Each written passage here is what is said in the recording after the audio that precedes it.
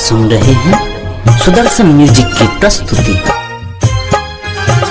चलू ये भौजी माई मंदिरिया दर्शन करवैये।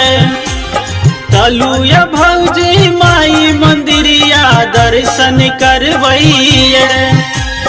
आहिला हम मंगबै भौजी जोरा ललन माये। आहिला हम मंगबै भौजी जोरा ललन माये। चलू ये भौजी माई मंदिरिया दर्शन करवैये। चलू ये भौजी माई मंदिरिया दर्शन करवैये। आहिला हम मंगबै भौजी जोरा ललन माये।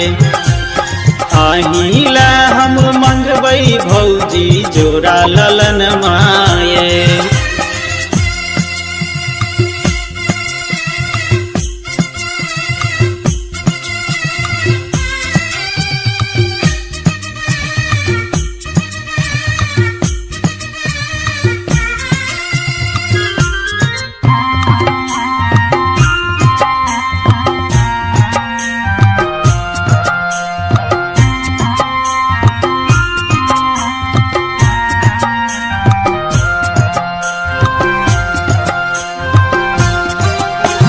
मैया के भजन गेबै दुखवा सब सुनेबै।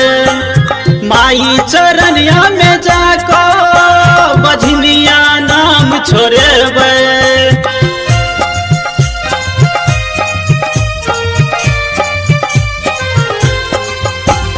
मैया के भजन गेबै दुखवा सब सुनेबै। माई चरनिया में जाको बझनिया नाम छोड़ेबै।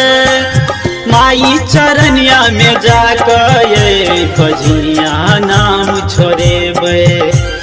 मैया सो हम मंगबै भौजी जोरा ललन माये। मैया सो हम मंगबै भौजी जोरा ललन माये। चलू ये भौजी माई मंदिरिया दर्शन करवैये। अहिला हम मंगबै भौजी जोरा ललन माये।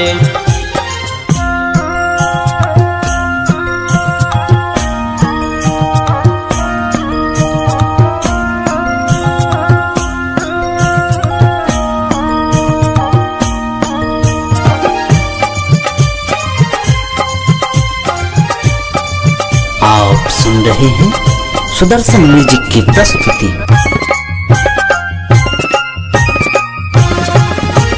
मैया से अर्जी लगेबै दुखवा सब सुनेबै। माई चरनिया में जाको सबटा हाल बतेबै।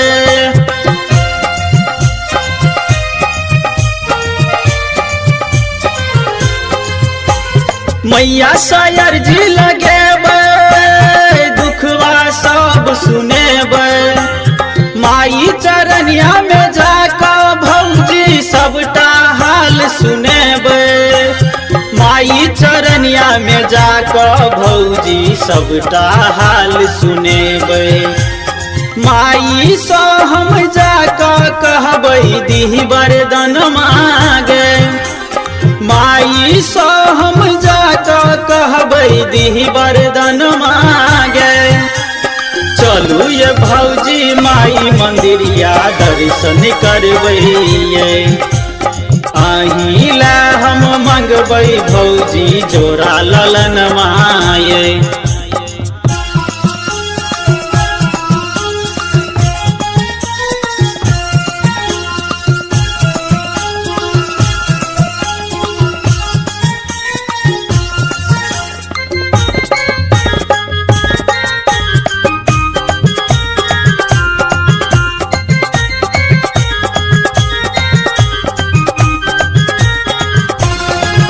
अड़हुल फूल के माला बनेबै माई गला में पहिनेबै।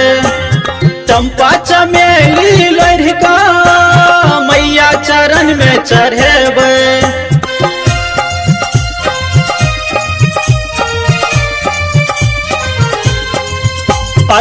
फूल के माला बनेबे माई गला में पहिनेबे चंपा चमेली लड़का माई चरण में चढ़ेबे चंपा चमेली लड़का माई चरण में चढ़ेबे रामलाल पंडित कहैया माता से दियो आशीषवाए रामलाल पंडित कहैया माता से दियो आशीषवाए चलू ये भौजी माई मंदिरिया दर्शन करबैये अहिला हम मंगबै भौजी जोरा ललन माये तोरे ला हम मंगबौ बुची मिलतौ सजन मांगे अहिला हम मंगबै भौजी।